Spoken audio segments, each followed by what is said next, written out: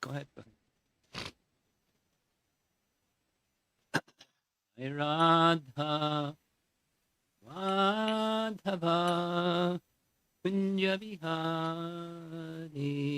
Jaya Radha Madhava Kunja Vihari Jaya Radha Madhava Kunja Vihari Madhava Kunja Vihari Govindana Vallabha Girivara Dhari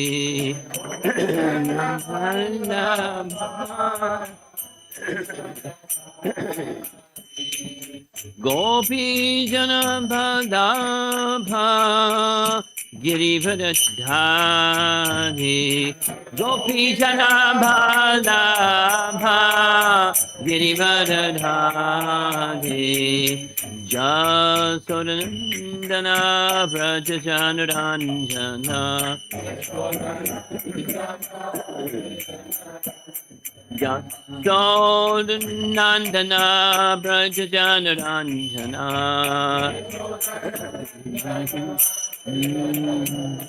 Yamuna Tira Vanachadi Yamuna Tira Vanachadi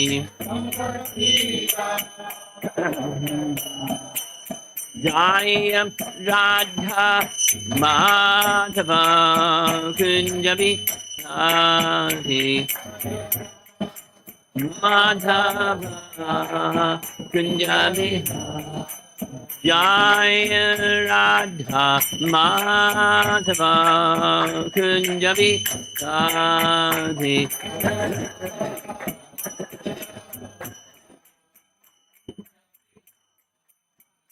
Gopijana Vallabha Girivara Dhari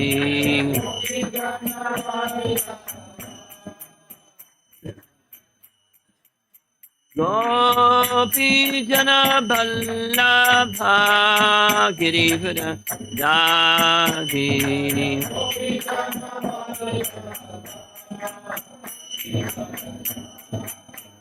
Yasodanandana Prajajanarandana Yasodanandana Prajajanarandana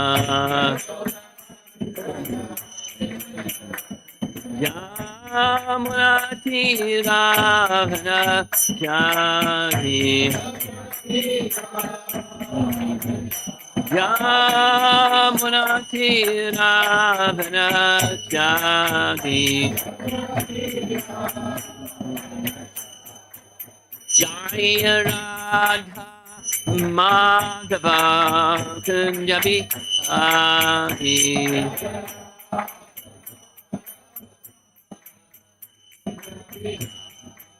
Jaya Radha Madhava Kunjabi Adi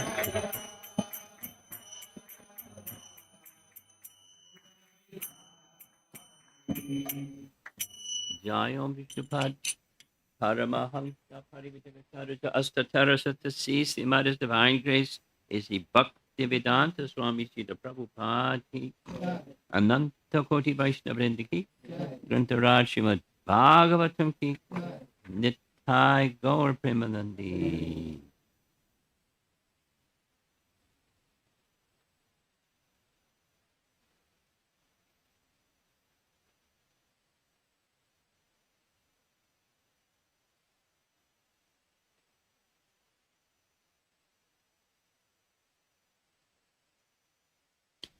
Om Namo Bhagavate Vasudevaya. Om Namo Bhagavate Vasudevaya. Om Namo Bhagavate Vasudevaya. Narayanam Namaskrit Naramasya Naram Chaiva Narottamam Devim Saraswatim Vyasam Tato Jayam Udirayat. Reading this morning from Canto 6, Chapter 11, texts 25 and 26 and 27, which ends the chapter. 6, 11, 25. Those of you who like to read the verse responsibly, can you look up the verse on your little handheld device there?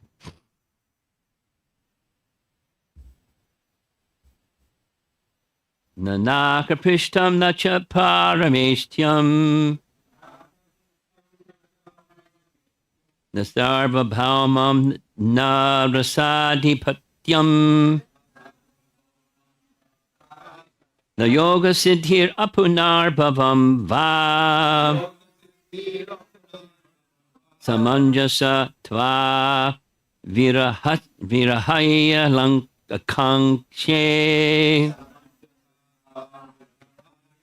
Nanaka prishtam nacha parameshtyam Nasarva bhaumam narasadhipatyam Na yoga siddhir apunar bhavam va Samanjasa tva virahaya lakankshe. This is Vritrasura speaking to Indra, who says, "Oh, my Lord." Not speaking, "Oh, my Lord" is Indra, it's Lord, personality of Godhead, Lord Vishnu. He's a Vaishnava. Vritrasura, demon, Vaishnava. He's a superlative Vaishnava.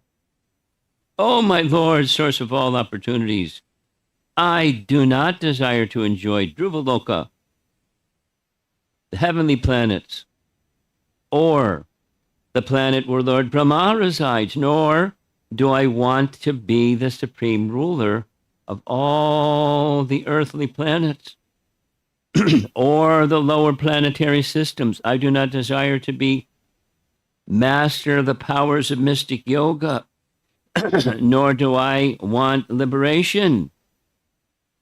If I have to give up your lotus feet."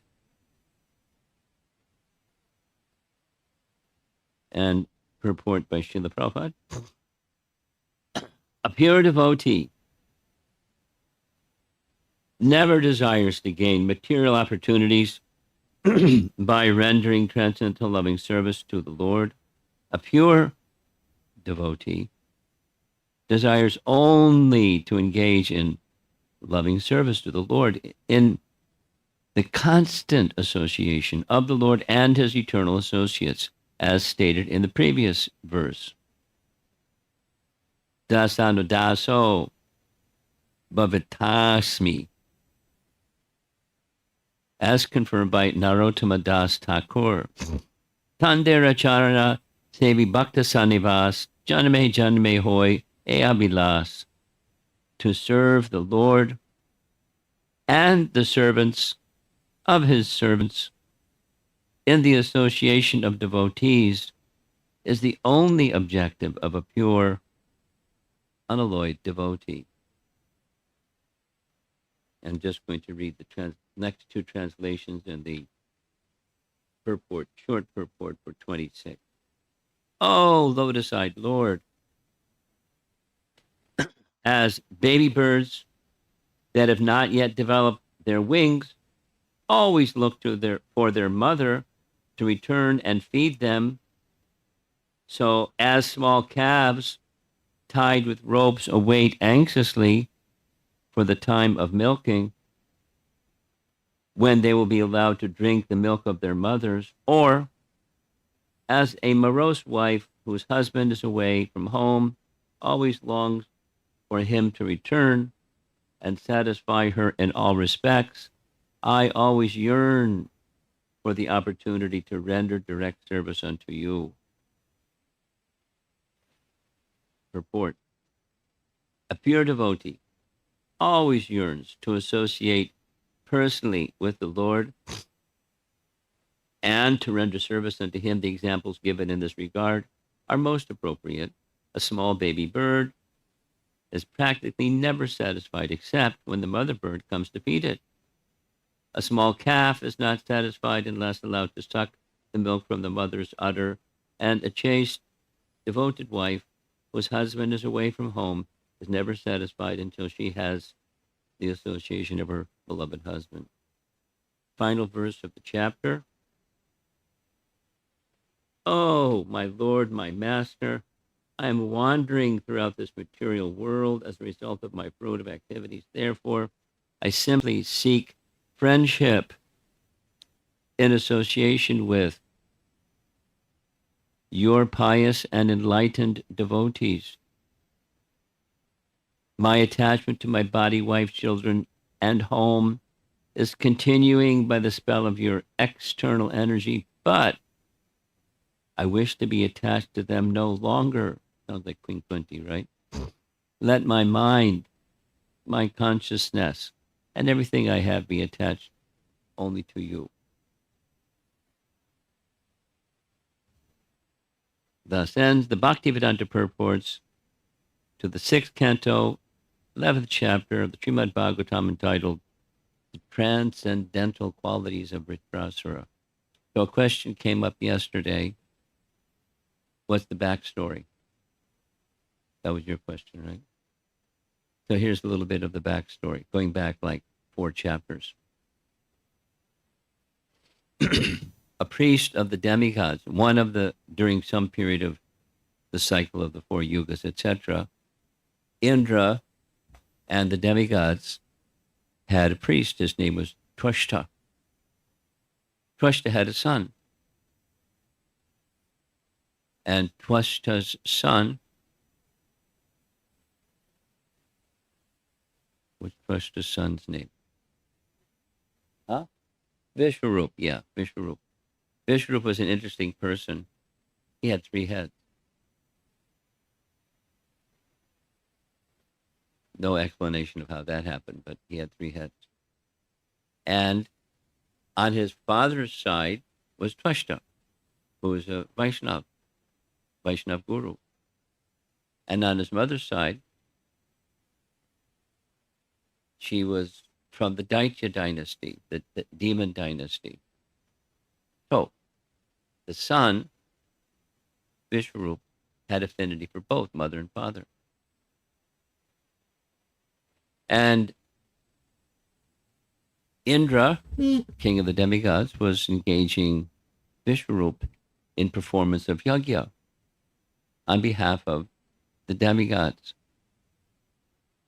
And Vishwarup was very qualified Brahmana, and he did what Brahmanas that are engaged by the demigods do. Now, normally, the demigods are the recipients of mantras.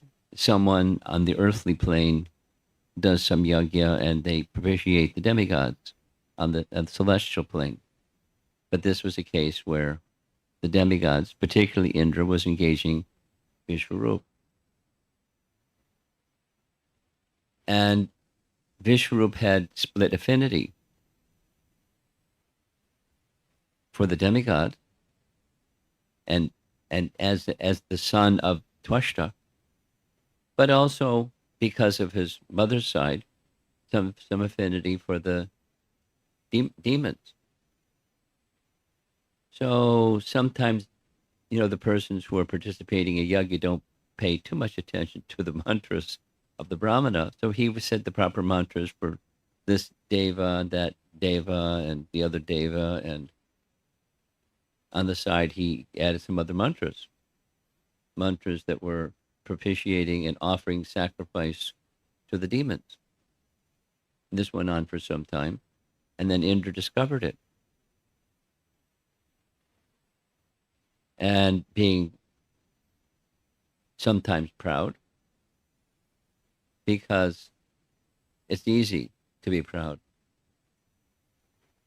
You've heard me say, many of you have heard me say this hundreds of times. a math formula. Fruits of piety plus a heart that's impure equals pride. Indra was proud. And with his pride plus the fruits of piety, he was powerful. So what did Indra do? He took a sword and cut off the heads, 3 heads, of his priest, of the Brahmana. He felt bad about it. After, he lost his temper. I know that happens sometimes with this devotee and that devotee, something, and they get triggered and they say something, do something, and later they regret it. Killing a Brahmana, cutting off his head with a sword.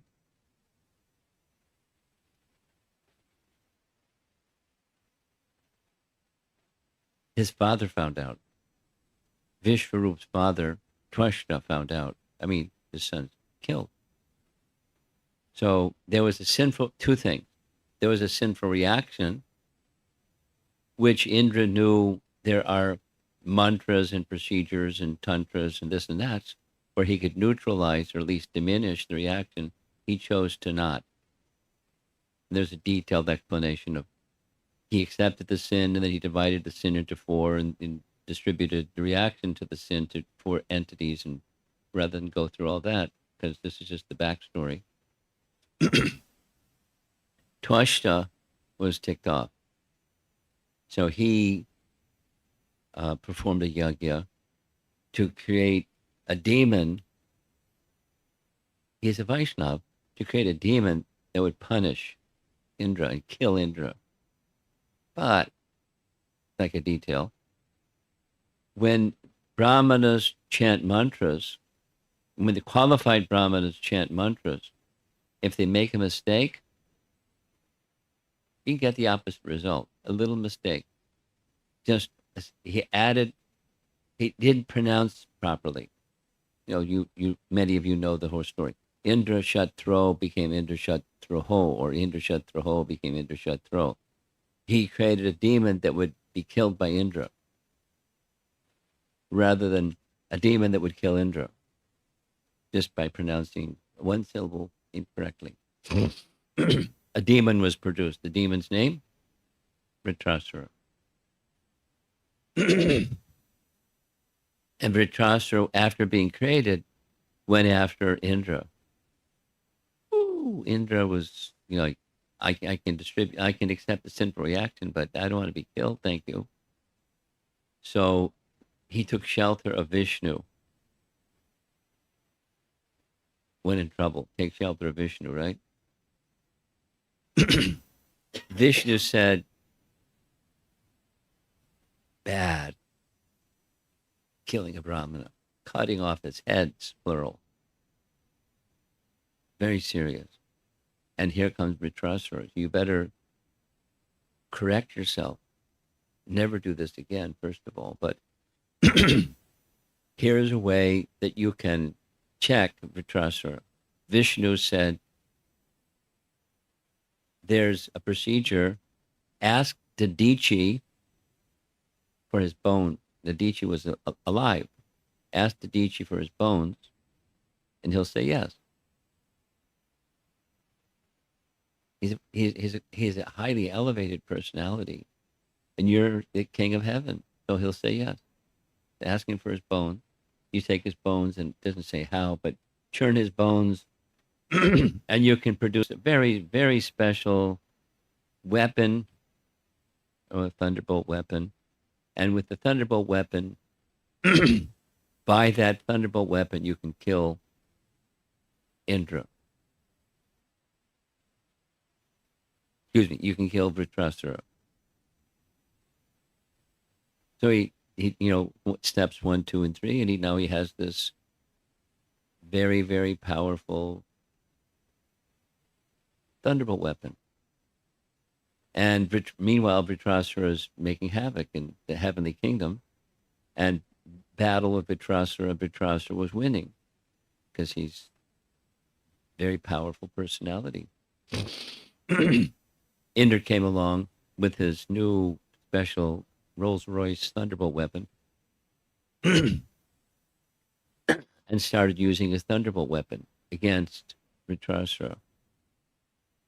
So they're doing, Vritrasura didn't, he knocked Indra off his elephant, and he was battling ferociously or intensely. The weapon fell from his hand. This, mystical thunderbolt weapon fell from his hand, and Indra was kind of like panicked and paralyzed. And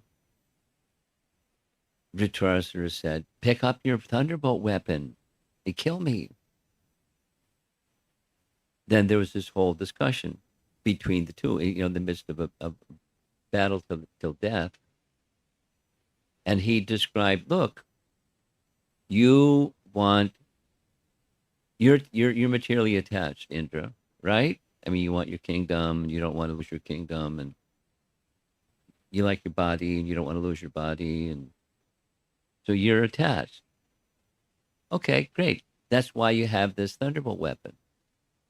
And if you kill me, I'll attain the spiritual world, because my mind is upon the personality of Godhead, or our Lord. So there's many prayers, not prayers.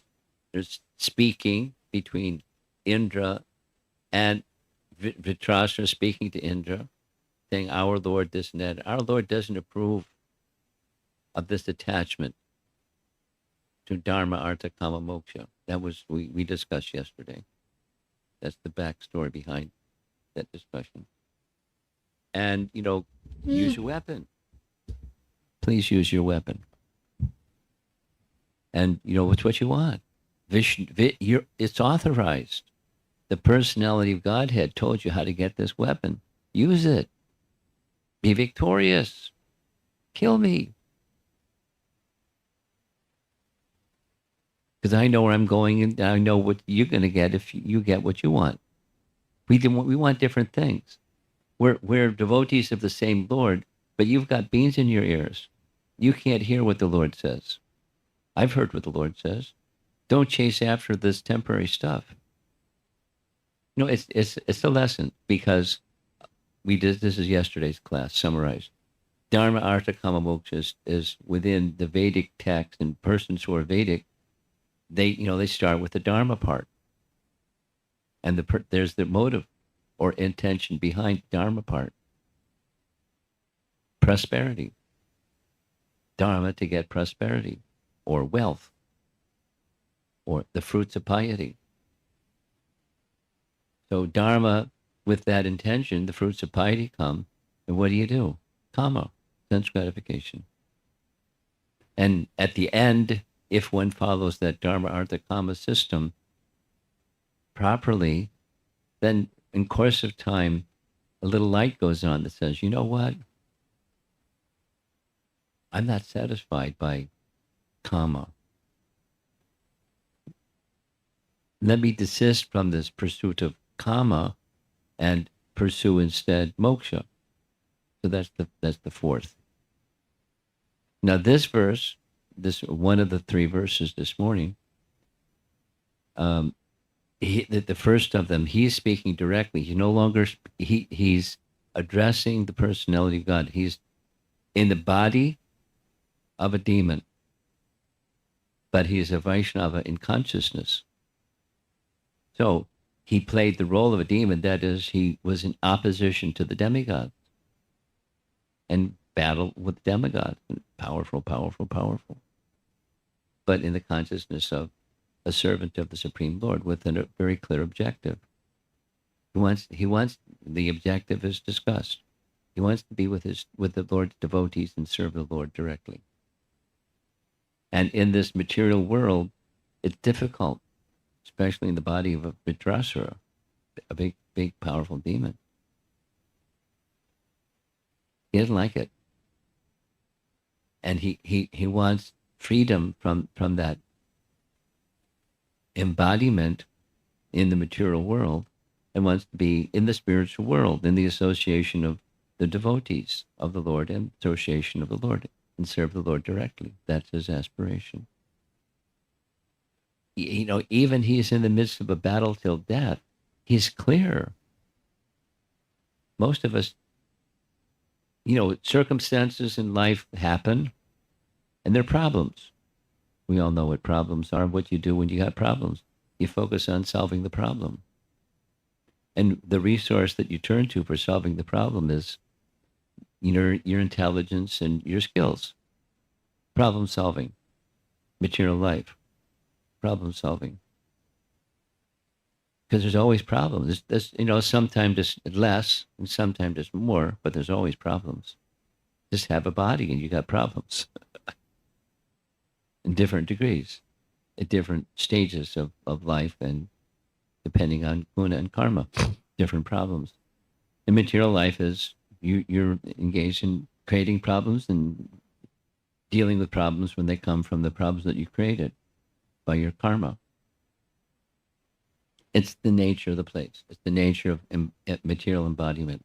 And we're all in the same boat. We all have the same, circumstance.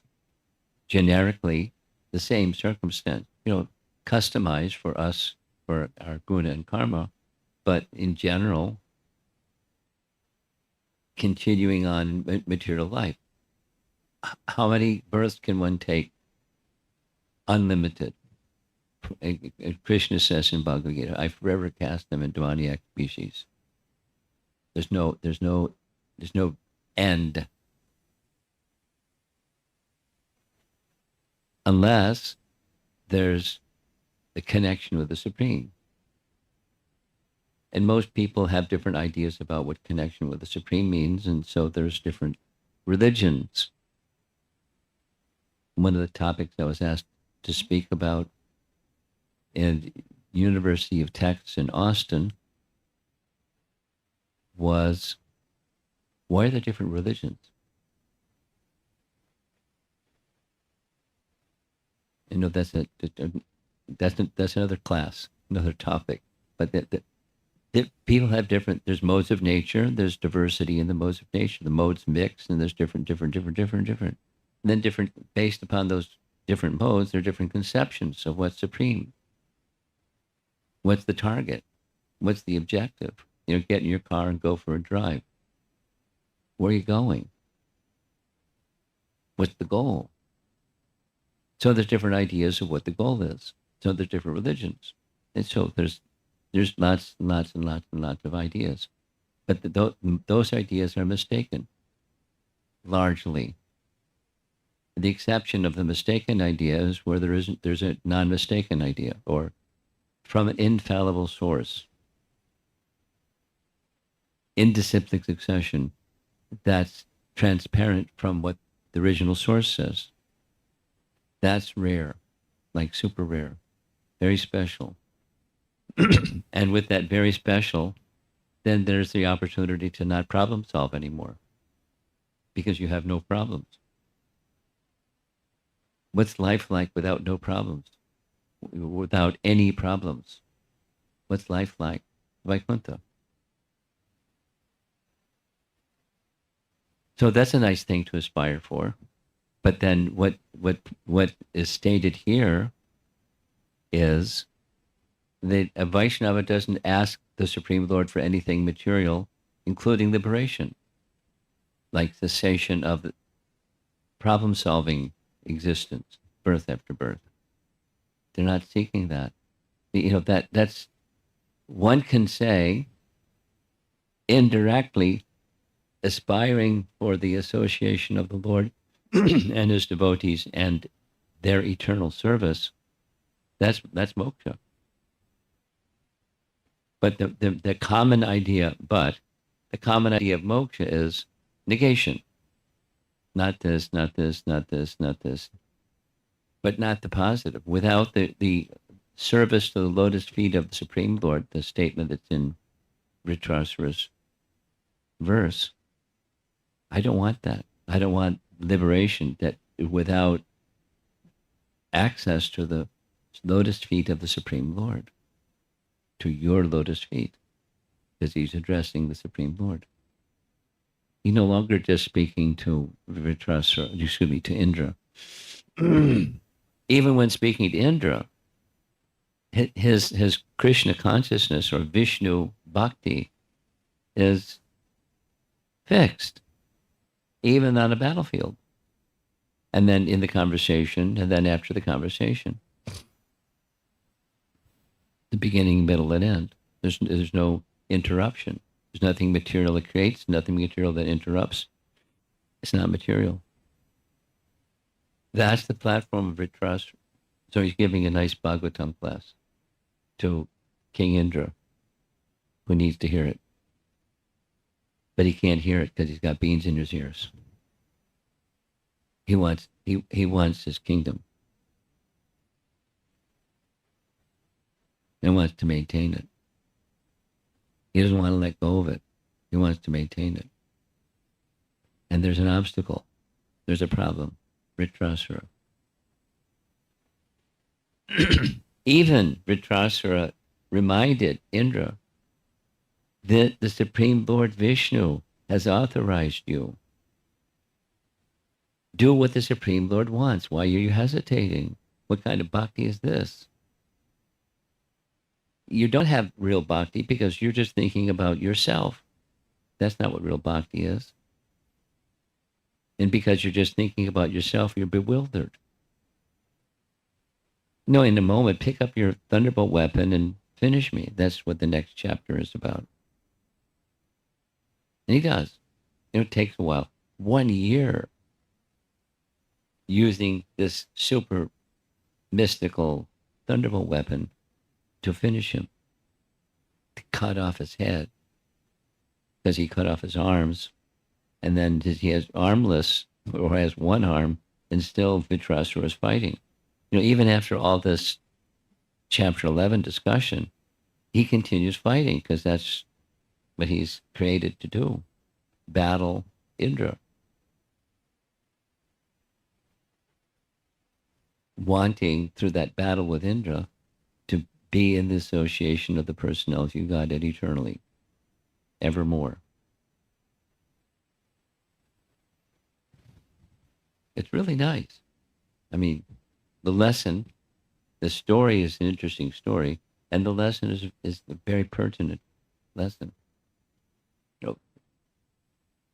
Obviously, it's not very likely that any one of us is going to have Vritrasura as an enemy, and he's going to come after us. Or, any of the other things.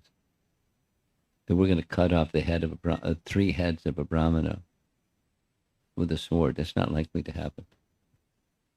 So the circumstances are unique, but the general principle is we make mistakes, and there are consequences for mistakes. We're devotees. We don't have consequences because we're devotees. We have consequences. Please don't be in illusion thinking I just chant my japa and I can make as many mistakes as I like and there's no problem because Krishna is a good janitor. He comes along and cleans up my messes afterwards. Om Jai Jagadisha Hare. No. We're responsible for our free will choices. Make the proper free will choices.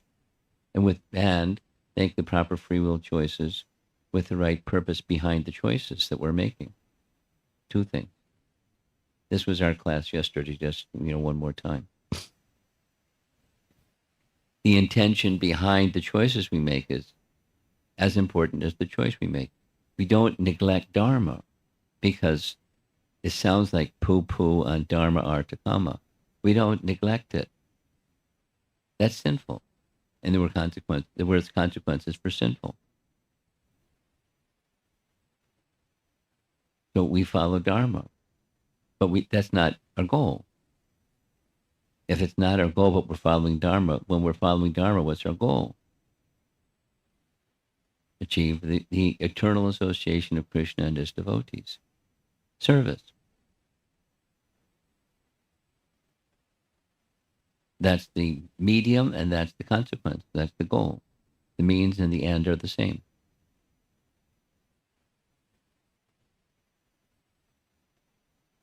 And there, our little binary processor called the mind can't grasp that.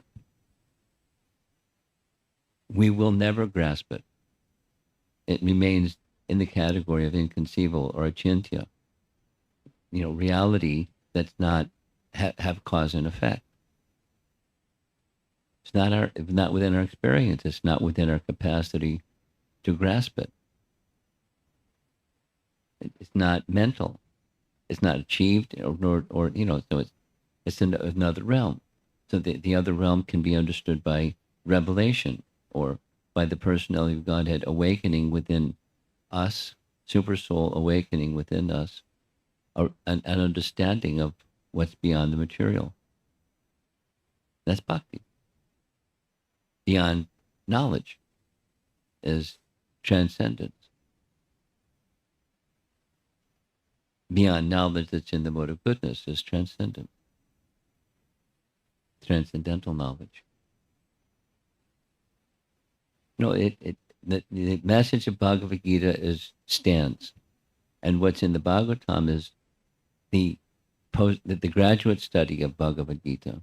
The example of this and that and the other in histories, in Puranas, to edify, illuminate the teachings of Bhagavad Gita. So it's very simple, very natural that the teachings of Bhagavad Gita are a thread that runs through the entire Bhagavatam. Bhagavad Gita doesn't change through history and narrations of history. The principles remain the same. And then comes, their discussion from yesterday. Okay, that's great. That's the goal. But I'm way over here. And how to get from where I am over here to way over there. That was our, 6 times that same topic came up in our discussion. And it's an important question. But it's not going to be understood just by contemplation, by meditation, by dhyan, by gyan, by karma, by proper execution of our duties. We do those things, but it's not sufficient.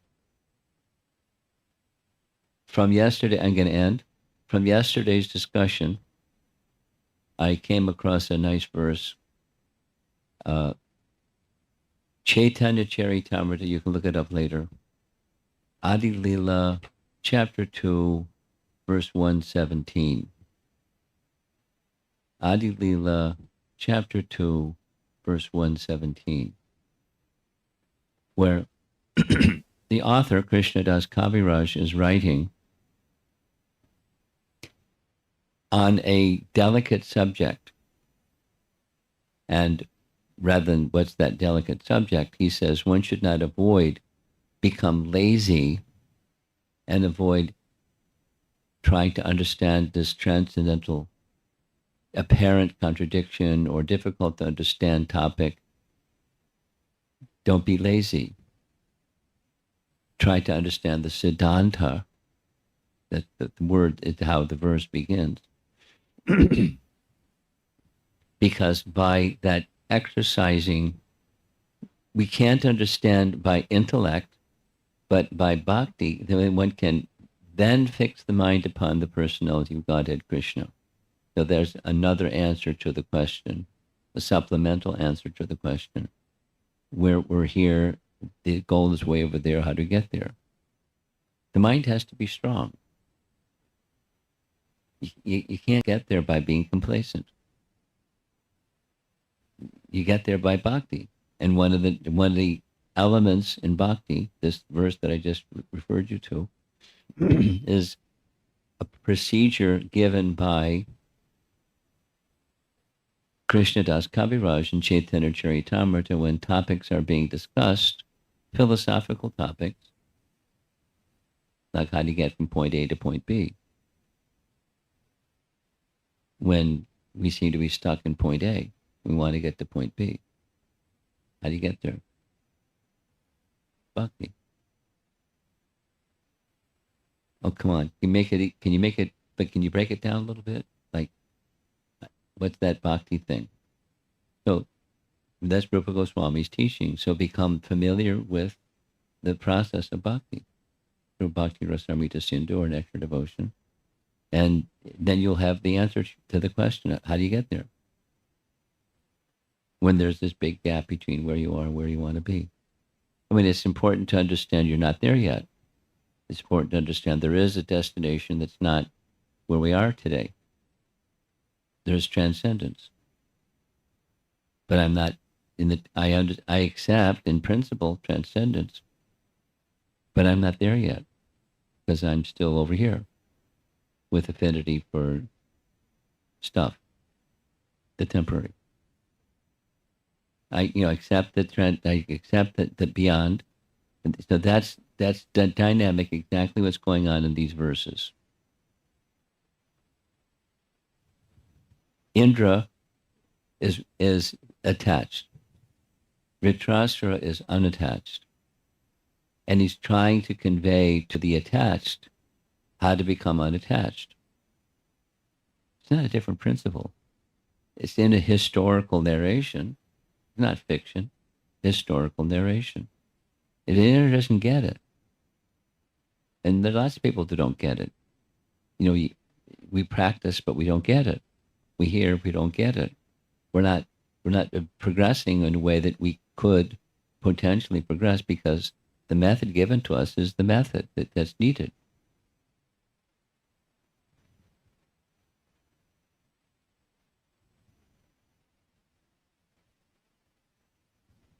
Before coming here, I was in Texas.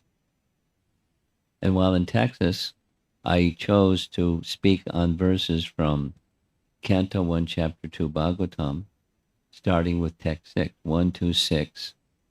And I got up to verse number 14. And those are foundational verses. Super, super, super. When you hear the verse, you've heard the verse hundreds of times. But then that same point. I'm not there yet. I hear what the goal is and the means to get to the goal. And specifically, even in the purports, Prabhupada writes, this is the goal. This is how to get to the goal. Like the answer to that question is there. Then it's, please do it. Well,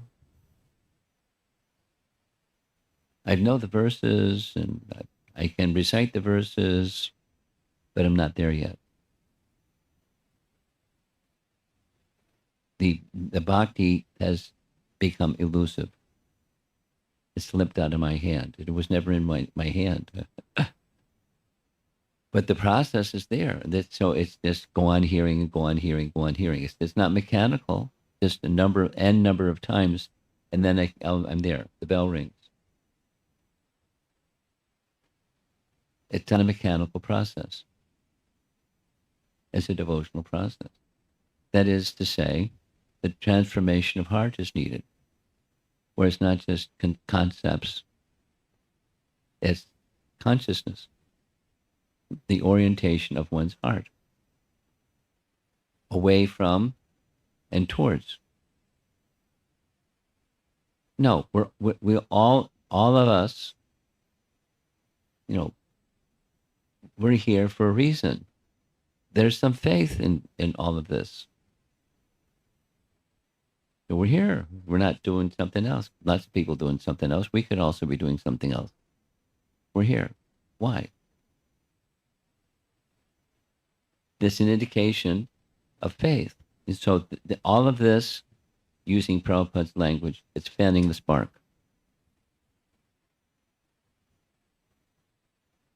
And according to our nature, the fanning of the spark can be, more gentle or a little more vigorous or, very strong. But the goal is to take that spark and fan the spark and make the spark into a flame. And then when the flame is there, then what our stuck position has been can start to move from stuck to where we want to go. The goal. We just have to apply the process. hearing it in a faithful, sincere, submissive, regular manner. And it's not like just check the box. The bhakti element has to be operative. That is, Krishna should be pleased. So that's exactly what's going on here. And I'm going to end. What's going on here is Vritrasura is instructing Indra. I mean, he's a demon instructing the king of heaven, don't be attacked. Don't be attacked. Our Lord doesn't like it.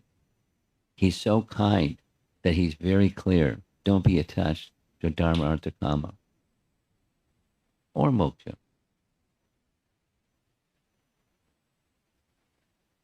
He's so kind. And you don't get it. You don't get it because you don't want to get it. And that's the problem. So how to get from, acceptance, but not acceptance. Because we want something, the mixed bhakti conundrum. How do you go from mixed to unmixed?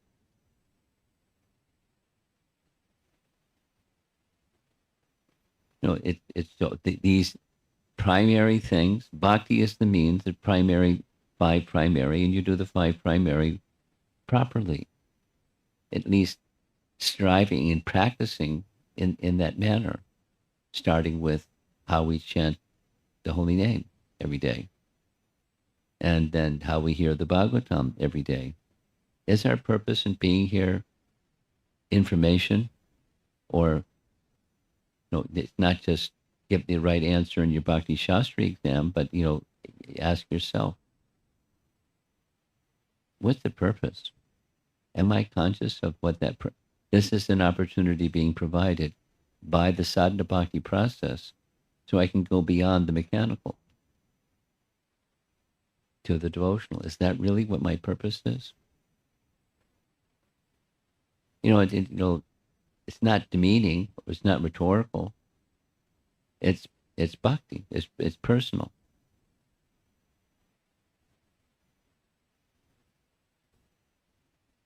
And the Bhagavatam wants to give us that on a silver platter. So then there's the sadhana bhakti process.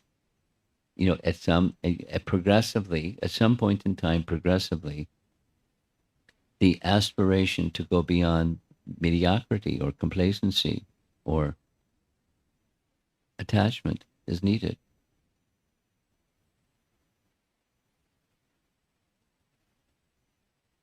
Let's see if there's some discussion. Same topic as yesterday. So this is the end of the chapter, and he's finished. And tomorrow, Indra's going to pick up his thunderbolt weapon and start cutting his arms.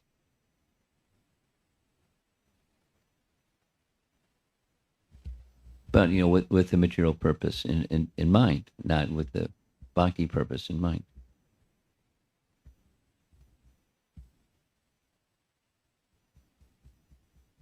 Mahamantra.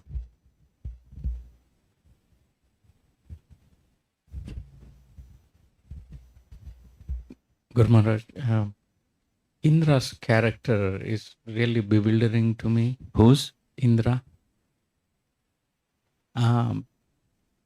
He heard from personality of Godhead the solution: go take this, take the bones, make a weapon, and go kill Vritrasura. But behind that, what I feel is he was more eager to bring back Vritrasura. But Indra, even though Vritrasura is telling, okay, go ahead and kill me, still Indra's intention is remaining to enjoy the material. What's that? You're the premise of your question, the starting point of your question is he's difficult to understand. And my response to is difficult to understand is there are some persons, Indra is one, they do something to get something. They're mixed bhaktas. Karma Mishra Bhakti. It's not, Are you and I and any one of us free from that? We're not free from that. We're not Shuddha Bhaktas.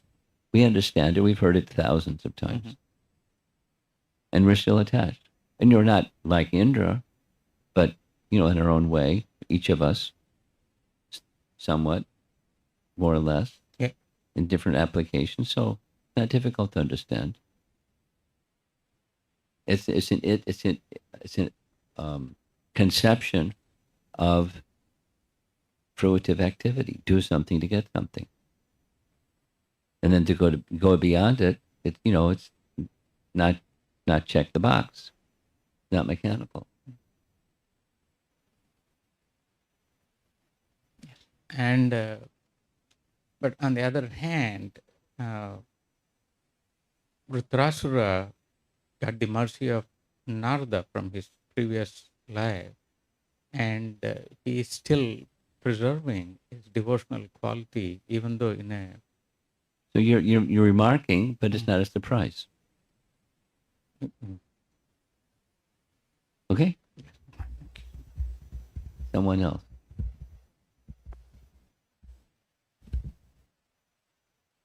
In the back? No. Okay. Hare Krishna, Guru Maharaj. In the story of Vritrasura and Indra, you mentioned that Indra, because he killed a Brahmana, Vishvarupa, he, instead of neutralizing the effects of the negative karma, he distributed among Yes. other. To me, sounds very unfair that other people have to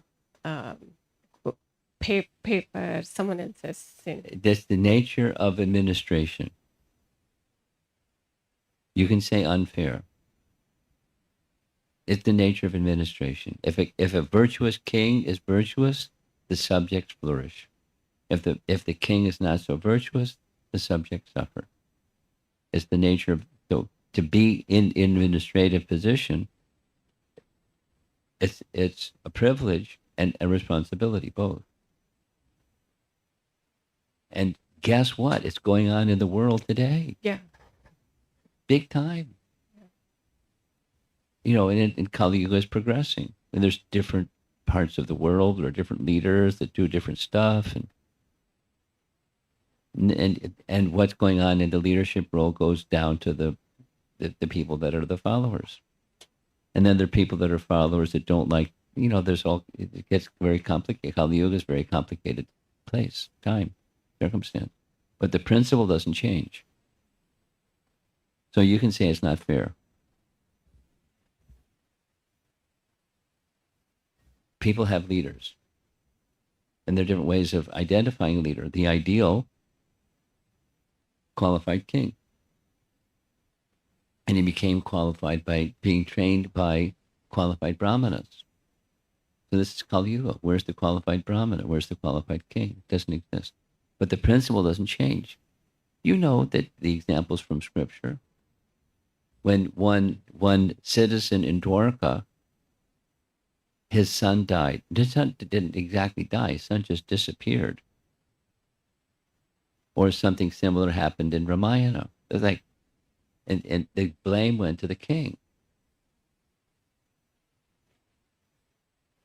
You can say unfair. It's just how it works. Leaders have a responsibility. Followers have the responsibility of aligning themselves with a qualified leader. The citizens are helpless without the qualified leader. You have a disqualified leader. Somebody's going to be a leader, and then the people suffer. So having a qualified leader has become very important.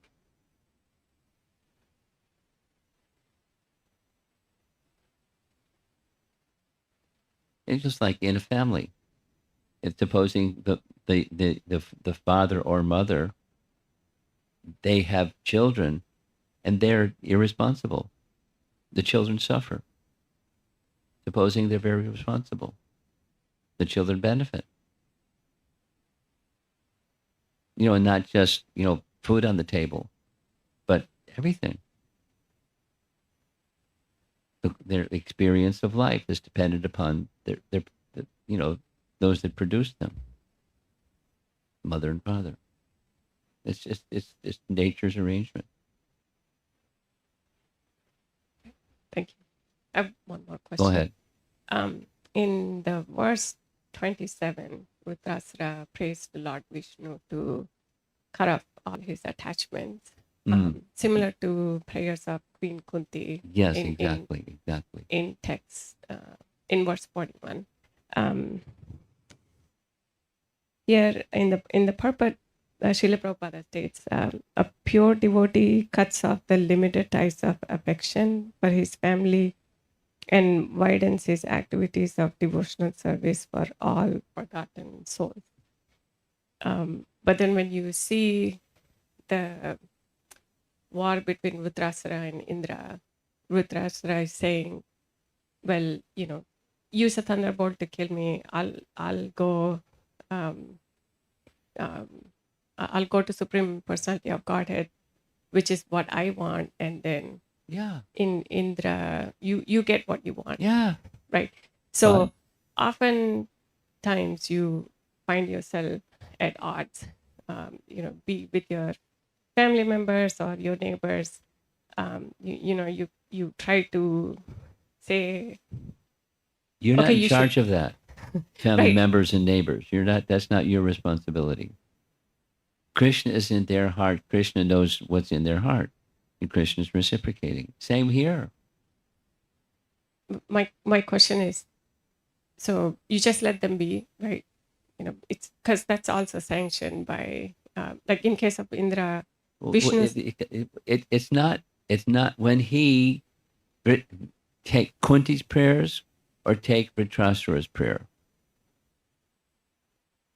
She didn't stop serving.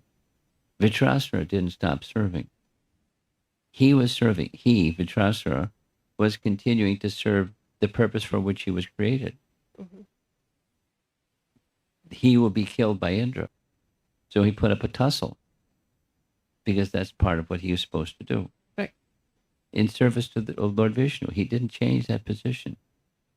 So, and Kunti didn't change her position. So cutting off material affinity doesn't mean, as we discussed, that the finer sentiments of life are not cut. Mm-hmm. So, and the finer sentiments are starting with the personality of Godhead, but then those who are devotees of the personality of Godhead, affinity, exceptional affinity for them as well. So, this is a subtle subject and not easy to understand because of it being subtle.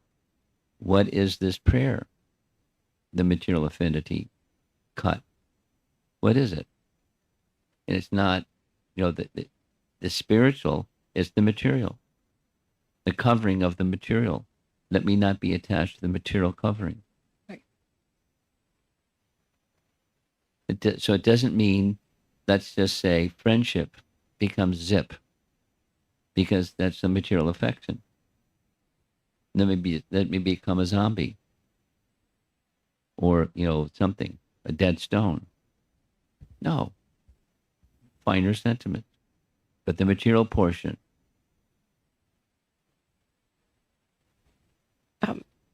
It's subtle. It's spirit. What's the spiritual sentiment? What's that spiritual affection? And depending upon the person and the circumstance, it's going to look differently or look different. Okay, can you just elaborate on what Srila Prabhupada means when he says activities in devotional service for, cutting off family relation, cutting off affection, family, and widen his activities of devotional services of forgotten souls. If you can elaborate. You're mumbling, but I think I understand the question. They take a look at there's many examples, but take a look at the example of our founder Acharya. He had affection. Affection for children, affection for protection of women, Although in his books, the female liberationists don't like what Prabhupada writes in his books. Women are less intelligent, and that was one of the topics that came up during the college circuit, because some of the college kids read Prabhupada's books, and that his women are less intelligent. It rubs completely against modern sensibility. What does it mean? They don't understand what it means. They understand what they think it means. And that's chauvinism. The Prabhupada wasn't a chauvinist. Not at all. He was an affectionate, loving person who gave special, triple special care to his female disciples in a way that worldly people don't have a clue. And it wasn't with material affection.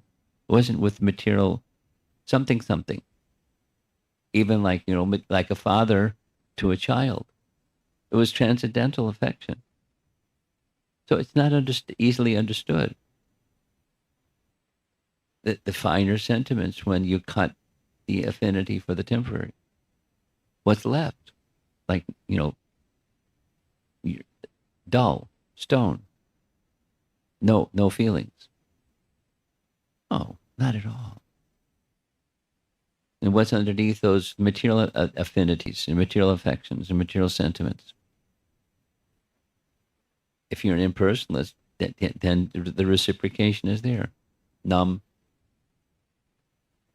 nothingness, void, I don't care.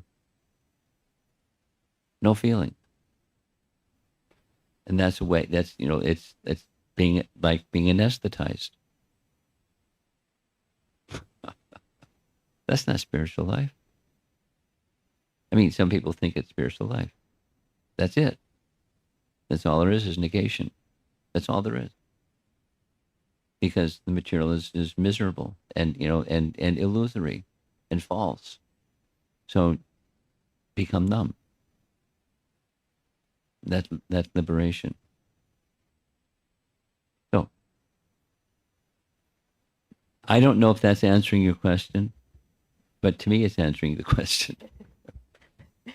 Thank you. Understanding that the nature of a pure devotee and how a pure devotee conveys himself to the world, the audience of the world in his writings, he can indicate something. So how do we understand that something? To understand is through bhakti. And one of the ways to understand bhakti best is to understand those behaviors of the person who's writing this. What's their behavior like? What's their speech and behavior and conduct and character? And that's what it is. That's what that means. That sentence that you read 3 times. So I recommend that you become familiar with the character and the internal personality of our founder Acharya. Then you can understand what does that sentence mean. And without it, it's puzzling. Thank you. In front of you. Hare Krishna Guru Maharaj. So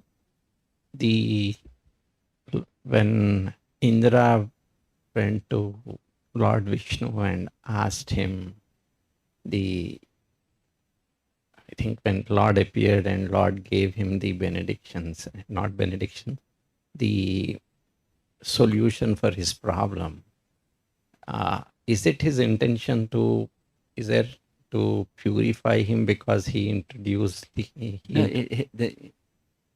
Krishna is the source of everything. Indra is a mixed devotee. And here comes, a big mixed devotee. And he wants something. So Lord Vishnu doesn't slap his hand and say, you don't want that something. It's a source of misery for you. Here's what you should want, and I'm not going to give it to you. He doesn't do that. He doesn't interfere with the free will of the living entity. He reciprocates. And a devotee, even a non-devotee, he reciprocates. I want to steal. I want to become number 1 thief. Okay, here's some intelligence. It doesn't interfere. He recommends, but it doesn't interfere. So Indra comes to him for, a solution to a problem, and he gives a solution to the problem. He could say, no, don't go down that path. Here's a better path for you. No. In broad sense, he gives that alternative, the better solution, the better path. But Indra isn't, that's not what Indra wants. Otherwise, Indra would be in the spiritual world instead of the king of heaven. He doesn't want the spiritual world. He wants the king of heaven position. And so people that want such things, man proposes, God disposes. He doesn't interfere. Is that all right? Yeah, Maharaj, because I think he introduced nice two devotees to him with the like Rutrasura and the Dadichi, who were showing them the pure devotion that giving up their body, he's not killed. Yeah, I mean, in the course of events, Indra did get a chance to take the better path. But he it wasn't thrust upon him. Vishnu didn't say, didn't slap his hand.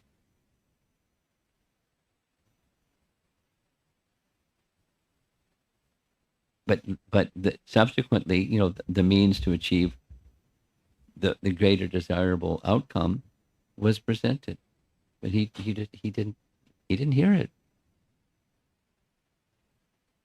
No. Vritrasura was an instrument of Lord Vishnu, and Vishnu was giving the instrument to kill Vritrasura. And Dadichi an opportunity to do a service too. Anyway. Anyway means the ways of the Lord are mysterious. But, if we can understand the principle, he doesn't interfere. Yatamam papajante tangstadaiva bhajamyaham. Mama varvana vartante. Ritu sangsar. Thank you, Maharaj. Someone else? Shankadara, you have something. Yes. In yesterday's verse, Vritrasura was aspiring to serve the devotees of the Lord. Yes. Dasanudas. Yes. In this verse in today, it says that I always yearn for the opportunity to render direct service unto you. Are they both same? No, but yeah, because he also includes, and that includes service to him includes service to the devotees. That's direct, not indirect. Thank you. The intimate devotee of the Lord represents the Lord. So serving the intimate devotee of the Lord is serving the Lord. Not indirect. It's direct.